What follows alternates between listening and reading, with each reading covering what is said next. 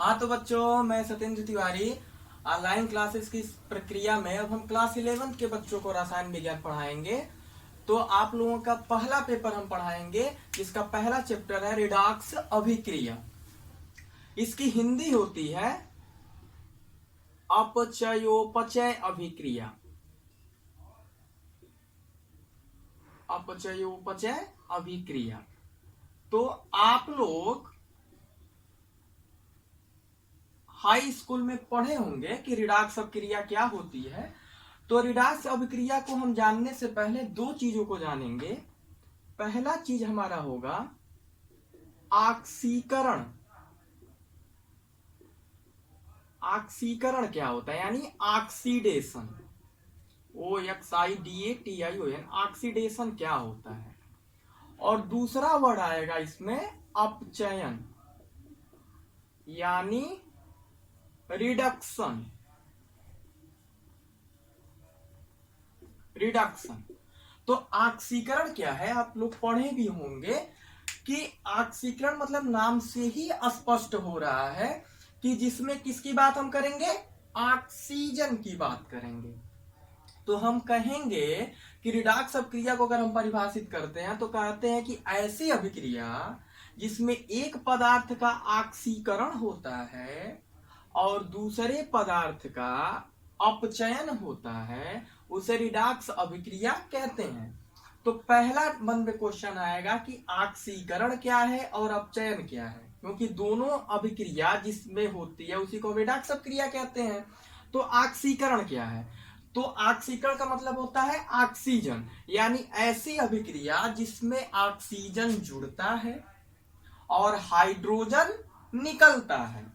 तो जैसे मान लीजिए हम कार्बन पे ऑक्सीजन की क्रिया किए C+O2, हमारा उत्पाद बना CO2। दूसरा अभिक्रिया हम लेते हैं जिंक ऑक्साइड, ठीक है, या जिंक ही केवल लेते हैं। जिंक पे हाइड्रोक्लोरिक अम्ल की क्रिया करते हैं। तो ये Cl जिंक से क्रिया करके क्या बनाता है, जिंक का क्लोराइड, और H2 गैस हमारा क्या हो जाता है, निकल जाता है। तो ये दोनों अभिक्रिया ऑक्सीकरण की अभिक्रिया होगी, क्योंकि पहली अभिक्रिया में देखिए कि पहला अभिकारक कार्बन दूसरे अभिकारक ऑक्सीजन से अभिक्रिया कर रहा है और ये दोनों मिलकर कैसा उत्पाद बना रहे हैं, योगात्मक उत्पाद बना रहे हैं। इसका मतलब कि इस अभिक्रिया में ऑक्सीजन क्या हो रहा है, जुड़ रहा है। तो जिस अभिक्रिया में ऑक्सीजन जुड़ता है वह क्रिया कौन सी हो गई, ऑक्सीकरण। ठीक, अगला डिफाइन क्या कर सकते हैं कि जिस अभिक्रिया में हाइड्रोजन निकलता है, यानी जिंक पे HCl की क्रिया हमने किया, यहाँ 2HCl कर दीजिए बैलेंस के लिए।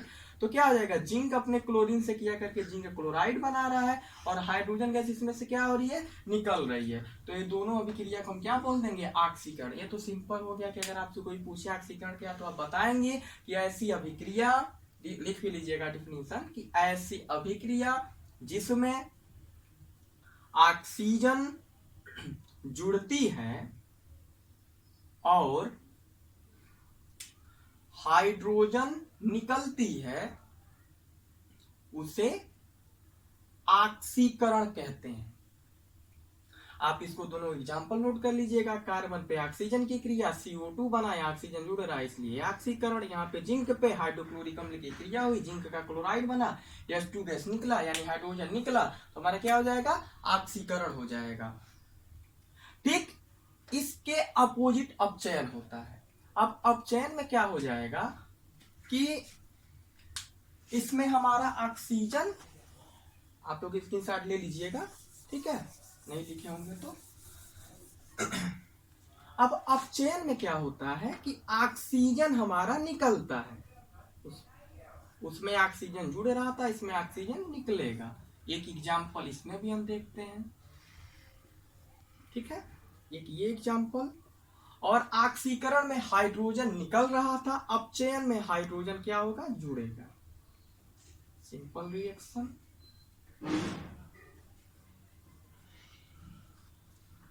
पहले इक्वेशन में, पहली अभिक्रिया में जिंक ऑक्साइड ये क्या हमारा है, जिंक ऑक्साइड है। जिंक ऑक्साइड पे कोक की, यानी कार्बन का एक अपर रूप होता है, कोयला भी कह सकते हैं, कोक की क्रिया हो रही है, तो जिंक बन रहा है और क्या बन रहा है, कार्बन, क्या बोलेंगे, कार्बन मोनोऑक्साइड, कार्बन मोनोऑक्साइड। तो देखिए इस अभिक्रिया में जिंक ऑक्साइड में से, देखिए यहाँ पे जिंक ऑक्साइड किसमें परिवर्तित हो रहा है, जिंक में, यानी यहाँ पे ऑक्सीजन क्या हो रहा है, निकल रहा है, अतः यह अभिक्रिया कौन सी हो जाएगी, अपचयन की हो जाएगी। ठीक है, कि जिसमें ऑक्सीजन निकला वो क्रिया अपचयन की होगी। दूसरा परिभाषा, कि जिसमें हाइड्रोजन जुड़ता है, अब यहाँ पे देखिए हाइड्रोजन गैस है, क्लोरीन गैस से क्रिया की और क्या बनाया, हाइड्रोक्लोरिक अम्ल, हाइड्रोक्लोरिक अम्ल, इसमें क्या हो रहा है, हाइड्रोजन जुड़ रहा है। तो आप कह सकते हैं कि वे रासायनिक अभिक्रिया जिसमें ऑक्सीजन निकलता है और हाइड्रोजन जुड़ता है, उसी को क्या कहते हैं, अपचयन कहते हैं। यहाँ पे आपको दिख रहा होगा कि H2 पे Cl2 की क्रिया हुई, तो ये एक ऋणात्मक उत्पाद बना रहा है, यानी हाइड्रोजन क्लोरीन में क्या हो जा रहा है, ऐड हो जा रहा है, जुड़ जा रहा है। ठीक है, तो ये अपचयन हो जाएगा।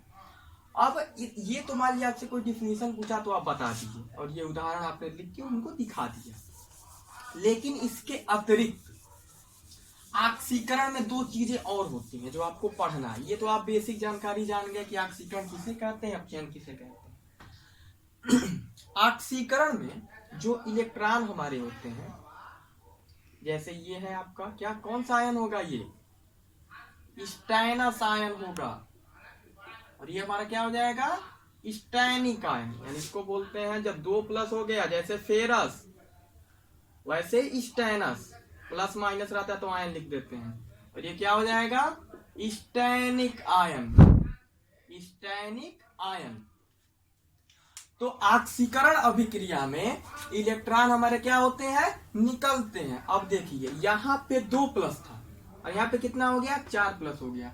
तो जब आप सिंपल समझिए कि किसी को पैसा उधार देते हैं तो आप पे क्या होता है, पॉजिटिव चार्ज चढ़ता है, और जो पैसा ग्रहण करता है उस पे कौन सा चार्ज चढ़ता है, नेगेटिव चार्ज चढ़ता है। तो अगर इस उदाहरण में देखें तो 3 जो है 200 रुपए तो दिया ही था, और फिर कितना दे दिया, 400 रुपए, यानी इसने पैसा 2+ से 200 से कितना दे दिया, 4+ यानी 400, तो 200 रुपया इसका बढ़ रहा है ना इसमें। तो इसका मतलब क्या है कि 2 इलेक्ट्रॉन इसमें से क्या हो रहे हैं, निकल रहे हैं। तो जब इलेक्ट्रॉन निकलते हैं तो क्रिया कौन सी हो जाती है, ऑक्सीकरण की हो जाती है। समझ में आ रहा होगा, यहाँ पे 2+ से 4+ हो रहा है, यानी 2 इलेक्ट्रॉन से 2 इलेक्ट्रॉन और निकल रहे हैं, तभी तो 2+ का 4+ हो रहा है, इसलिए हमारा क्या हो गया, ऑक्सीकरण हो गया। दूसरी चीज इसमें ऑक्सीकरण अभिक्रिया में जैसे FeCl2, ठीक है, इस पे हम क्लोरीन की क्रिया कर दिए, ये बन गया FeCl3, यानी फेरस क्लोराइड किस में कन्वर्ट हो गया, फेरिक क्लोराइड में। इसको आप चाहे तो बैलेंस कर सकते हैं, यहाँ 2 लगा दीजिए, यहाँ पे 2 लगा दीजिए, ये हमारा क्या हो गया, फेरस क्लोराइड, फेरस क्लोराइड, ये हमारा क्या हो गया, फेरिक क्लोराइड। तो ऑक्सीकरण अगर हमारा होगा तो एक चीज और हम ध्यान देंगे कि इलेक्ट्रॉन तो हमारे निकल रहे हैं, तो क्रिया ऑक्सीकरण की हो गई। अगर विद्युत ऋणात्मक अवयव का अनुपात, जैसे यहाँ पे आयरन 1 है और विद्युत ऋणात्मक, तो जिसपे निगेटिव चार्ज हो, प्रबल विद्युत ऋणात्मक हो, यहाँ पे क्लोरीन कितना है, यहाँ 2 दिख रहा है ना, तो 1:2 है, यानी इसका रेशियो कितना है, 1:2 है, अनुपात 1:2 है। यहाँ पे देखिए तो इसका अनुपात कितना है, 1:3 है। अब आप कह रहे होंगे कि अरे सर कहाँ 1:2 है, यहाँ तो 2 दूना 4 क्लोरीन हमें दिख रहा है, यहाँ 3 दूना 6 क्लोरीन दिख रहा है। तो हम इसको नहीं कह रहे हैं, हम ये कह रहे हैं कि इस यौगिक में जो यौगिक जिससे बना है उसका अनुपात देखेंगे, उसका रेशियो देखेंगे। तो फेरस क्लोराइड में 1 आयरन है, 2 क्लोरीन है, यहाँ पे फेरिक क्लोराइड में 1 आयरन है और 3 क्लोरीन है। तो विद्युत ऋणात्मक अवयव का अनुपात 1:2 से 1 कितना हो रहा है, 3 हो रहा है। इसका मतलब 2 से 3 हुआ, यानी विद्युत ऋणात्मक अवयव का अनुपात बढ़ रहा है। तो अगर ये अनुपात बढ़ता है तो वहां हमारे कौन सी क्रिया होती है, ऑक्सीकरण की होती है। तो आप जान गए कि ऑक्सीकरण में इलेक्ट्रॉन निकलते हैं और दूसरा विद्युत ऋणात्मक अवयव का अनुपात क्या होता है, बढ़ता है। तो क्रिया हमारी कौन सी हो जाएगी, ऑक्सीकरण की हो जाएगी। तो दोनों पॉइंट नोट कर लीजिएगा, ये रिएक्शन नोट कर लीजिएगा, ठीक है। अब आगे चलते हैं।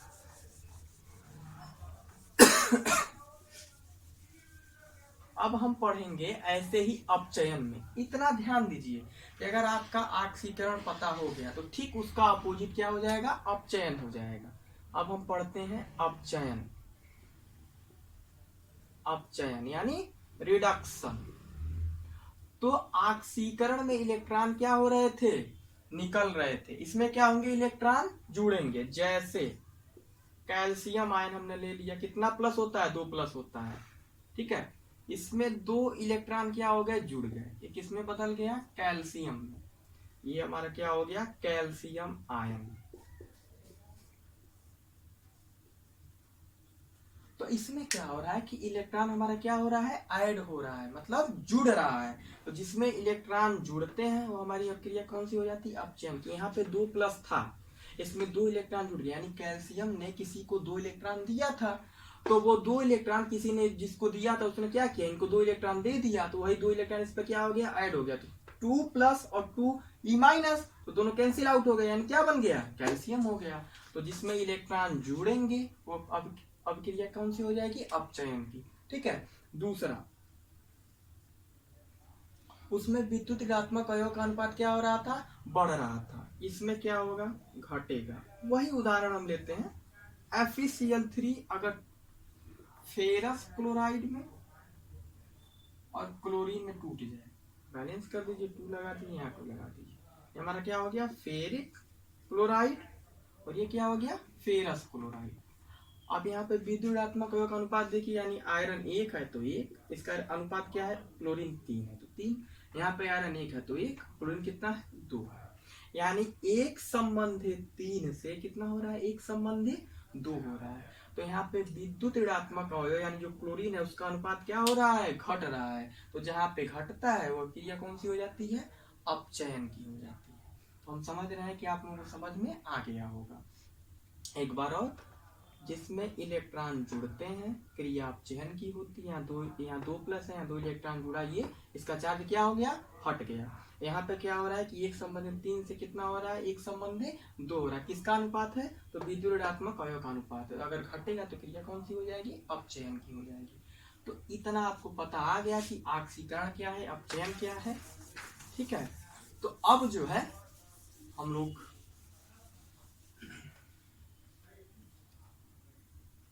ये तो हो गया ऑक्सीकरण, अपचयन। एक और सिद्धांत आता है, इलेक्ट्रॉनिक सिद्धांत। इलेक्ट्रॉनिक सिद्धांत, इसके आधार पर हम यह बताएंगे, इलेक्ट्रॉनिक सिद्धांत, इसके आधार पर हम यह बताएंगे कि ऑक्सीकरण क्या होता है और अपचयन क्या होता है। तो ये सिद्धांत कोई बहुत बड़ी चीज नहीं थी, जो आपने पढ़ा उसमें वही सिद्धांत ये भी बताया। इसने ये बताया कि ऑक्सीकरण की क्रिया वही होती है जिसमें क्या होता है, इलेक्ट्रॉन निकलते हैं और धनात्मक संयोजकता में क्या होती है, वृद्धि होती है। मतलब Cu1+ है, ठीक है, ये बदल गया Cu2+ में, और कितने इलेक्ट्रॉन निकले, 1 इलेक्ट्रॉन निकला, ठीक है। तो देखिए क्यूप्रस, इसको क्या बोलेंगे, क्यूप्रस आयन। तो क्यूप्रस आयन जो है वो किसमें चेंज हो रहा है, क्यूप्रिक आयन में। तो इलेक्ट्रॉनिक सिद्धांत यही का जो अभी आप पढ़े हैं वही चीज इसमें भी है, कुछ एक्स्ट्रा इन्होंने नहीं बताया। यह कहता है कि अगर इलेक्ट्रॉन हमारे क्या होते हैं, निकलते हैं, तो अभी आपने पढ़ा ही, इसमें भी वही है। बशर्ते एक चीज और ध्यान देना है कि धनात्मक संयोजकता में वृद्धि हो रही है, यानी 1+ जो है 2+ में चेंज हो रहा है। तो स्वाभाविक है कि जब 1+ जो है इसमें से 1 इलेक्ट्रॉन और एक किसी को देगा तो इस पे 2+ आएगा। 3 इलेक्ट्रॉन देता तो 3+ आता। तो सिंपल है कि 1+ से 2+ में जा रहा है, यानी विद्युत संयोजकता की क्या हो रही है, मान बढ़ रहा है, यानी वृद्धि हो रही है। तो इलेक्ट्रॉनिक सिद्धांत ने यह कहा कि इसको ऑक्सीकरण डिफाइन किया कि ऑक्सीकरण वह अभिक्रिया होती है जिसमें विद्युत धनात्मक संयोजकता में वृद्धि होती है, अर्थात इलेक्ट्रॉन क्या होते हैं जिनमें निकलते हैं। ठीक, ये तो हो गया ऑक्सीकरण का इलेक्ट्रॉनिक सिद्धांत के आधार पे। अब आप चयन परिभाषित कर दें तो कैसे परिभाषित करेंगे कि वे सभी अभिक्रियाएं, ठीक इसका उल्टा हम बोलेंगे, वे सभी अभिक्रियाएं अपचयन की होती हैं जिनमें इलेक्ट्रॉन जुड़ते हैं और धनात्मक संयोजकता में क्या होती है, कमी आती है। जैसे इसी को अगर हम उलट दें Cu2+ और 1e माइनस, तो क्या हो गया Cu1+ में हो गया। इसमें इलेक्ट्रॉन क्या हो रहे हैं, जुड़ रहे हैं, तभी तो 2+ कितने में चेंज हो रहा है, 1+ में हो रहा है। अगर मान लीजिए हम 2 इलेक्ट्रॉन जोड़ देते हैं Cu2+ 2e- तो क्या हो गया, Cu हो गया।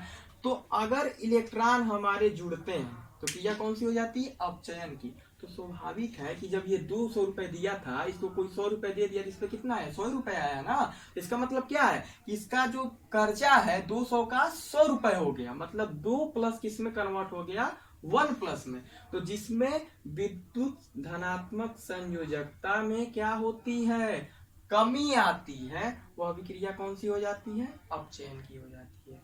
तो यह रहा इलेक्ट्रॉनिक सिद्धांत के आधार पे आप ऑक्सीकरण और अपचयन कैसे परिभाषित करेंगे। तो हमने ये बताया कि जिसमें इलेक्ट्रॉन क्या होते हैं, निकलते हैं, और एक में क्या होते हैं, इलेक्ट्रॉन जुड़ते हैं। यहाँ पे विद्युत धनात्मक संयोजकता में क्या होती है, वृद्धि होती है, यहाँ पे क्या होती है, कमी होती है। तो ये अपचयन हो गया, यानी इस पूरे को क्या कह देंगे, अपचयन कह देंगे।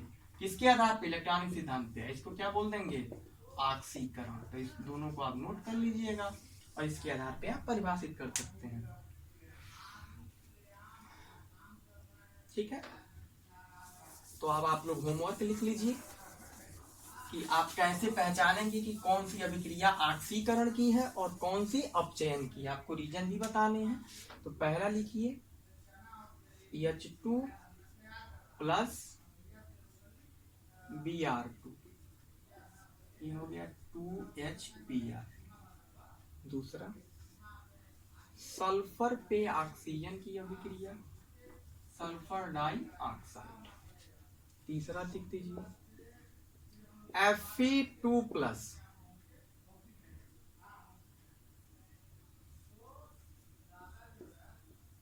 Fe3+ में चेंज हो रहा है, यानी एक इलेक्ट्रॉन इसमें क्या हो रहा है, निकल रहा है। चौथा क्वेश्चन मैग्नीशियम ऑक्साइड को की क्रिया कर दीजिए, यानी कार्बन की, हो गया मैग्नीशियम + CO। पांचवा